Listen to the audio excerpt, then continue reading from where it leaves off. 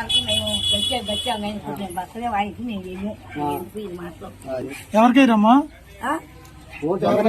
జగన్ అయ్యమయ్యా చంద్రబాబు నాయుడుకి వేస్తాం గచ్చాయ 10,000 వేస్తున్నాడు బట్టి 10,000 కాడకిస్తున్నావు మరి దాంట్లో బట్టి మళ్ళీ దాటి తిరిగేస్తున్నావు బాగా వేస్తున్నావు మరి మాకేమన్నా ఉన్నాయా ఏమీ లేవు అసలు ఈ మంది మేము డాక్టర్లే తీసేస్తాడు డాక్టర్లు 50,000 అయిందా గట్టి పెట్టి ఇచ్చేవాళ్ళు మాకు